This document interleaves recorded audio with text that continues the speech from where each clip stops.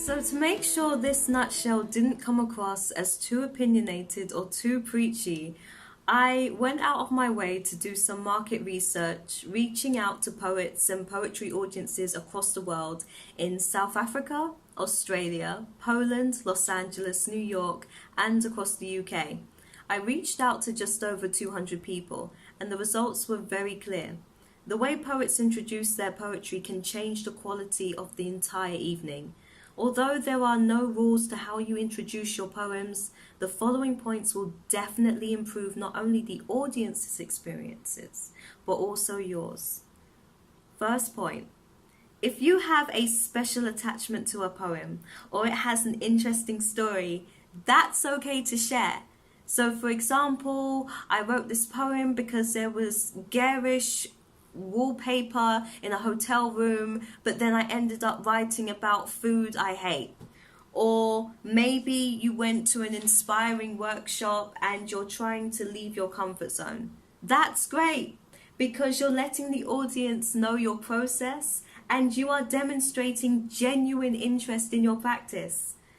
Point 2 is don't spend a long time explaining. A few sentences is just fine.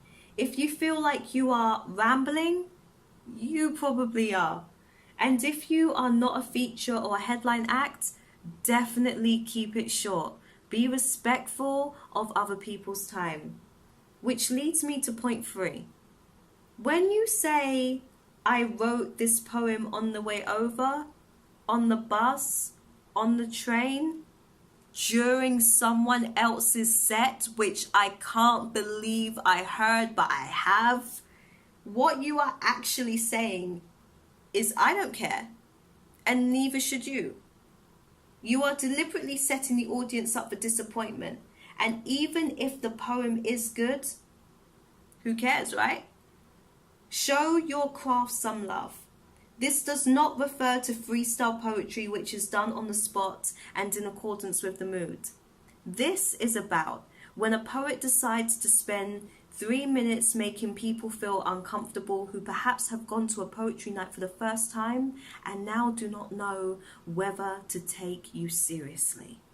Take yourself seriously and don't treat your poetry like an afterthought at a poetry night. Point 4 is an interesting one. Giving your audience options actually isn't very popular. You need to take the lead and make your best judgment. Who knows what the better poem is?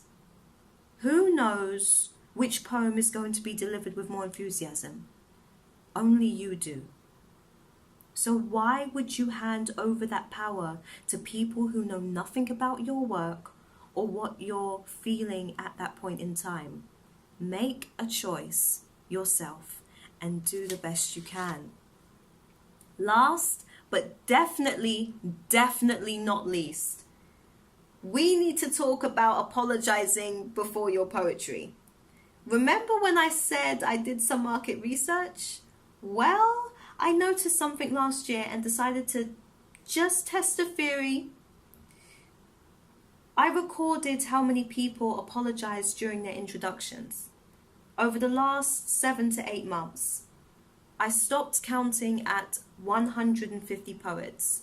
And out of 150, fun fact, only 30 were men. And they were apologizing for using their phones or something to do with equipment. And when women used foreign languages in their poetry, every single one of them apologized. Just food for thought. If a poem contains references that requires content warnings, make sure you provide them and allow the audience to act accordingly. But remember that someone listening to a poem for 3 minutes is not the same as living through something painful or sorrowful for their whole life. There's nothing wrong with doing sad poetry. Regarding apologizing for your identity, we all know how I feel about that. So don't apologize for anything. No one will force you to do a poem you're not ready to share. If you're not confident, you will lose your audience. I'm not saying you have to be energetic and theatrical. Just be comfortable with yourself. So now you have some tips on how to introduce your poetry, and you're aware of what might make the audience feel uncomfortable. Continue your journey, help others, and best of luck.